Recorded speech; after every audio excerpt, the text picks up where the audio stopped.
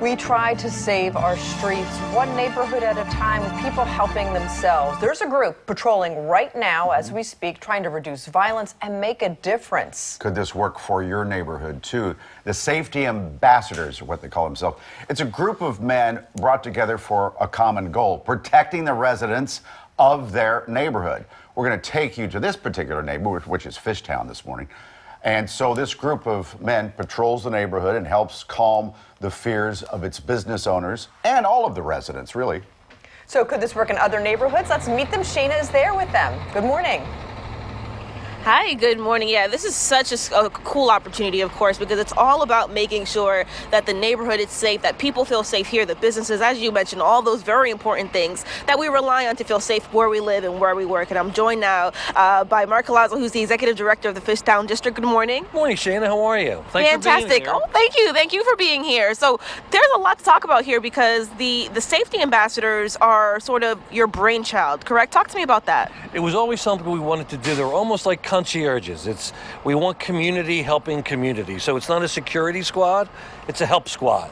They walk around, they visit our businesses, they give directions, but they're also here to ensure that people feel safe and people get services that they need if they're in distress.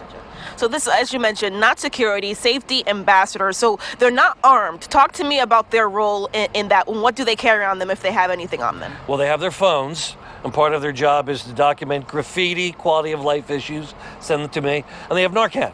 God forbid if somebody ODs or needs some help, they're prepared to assist, as well as call the necessary authorities. There you go. So certainly the almost like the middleman between the community and the police, kind of making sure that the accountability is there for folks that need the help. So how has it been having them thus far in FIshtown? It's been wonderful. I mean, they are part of our community.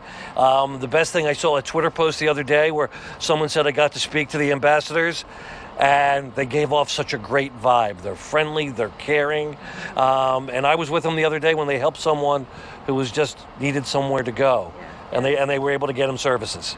That's so special. And also homelessness has been an issue in this area too, so having Narcan on them is important. I want to bring in Scott, who's with Agreement Security. Good morning. How are you? Fantastic. All right. Ooh, fantastic. So you handle kind of like the safety measures of this whole thing. Talk to me about your role in the safety ambassadors in terms of what they do every day, and talk to me about the patrols. How often is it? We're not going to comment on when they work and when they don't, but they are 7 days a week. Originally, it was the brainchild of Mark Colazzo to build an ambassador program, a help squad. He brought me in to kind of help flesh it out and run the teams. Gotcha. And they're in plain clothes generally, so of course it's not as overwhelming as maybe a cop, essentially like that. Talk to me about that. Well, sometimes they're labeled, sometimes they're not. It really depends what we're doing and what the specific action plan is for the day. Mm-hmm. Now, are you in contact, of course, the safety ambassadors? Do you work in conjunction also with the police department? Is there communication there? Absolutely. That's a necessity. Mm-hmm. Yeah. What is your hope with the safety ambassadors program? Because as you know, Philadelphia has seen a spike in gun violence and all kinds of crimes. What is your hope that for FIshtown, and maybe it could model after other neighborhoods in Philadelphia as well? You can't build safety without community. The idea of this is people from the community taking part in its own safety, creating a safe environment, the kind of place we want us and our families to walk around. Yeah, for sure. Guys, so this is something that they have been launching. How long has this been going on? It started night patrols about 5 or 6 months ago, and this has been going on about 2 months now. Gotcha. So it's still pretty new, but the reward so far has been pretty great. Business owners, residents, the feedback has been fantastic.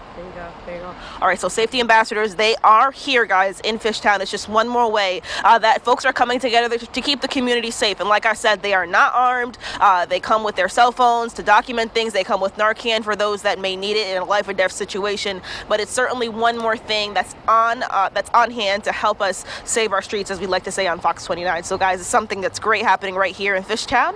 If you guys have any questions, they're right here. So, Mike, Karen, you have any questions, let me know, because they're here to answer. I do have two quick questions. Are they paid? So they want to know if you guys are, if the safety ambassadors are paid. Of course. Yes. Okay. Of course you guys they are paid by. What's that? By the FIshtown, by the FIshtown district. So they're paid by the FIshtown district. So it is a paid position. Any other question, Karen?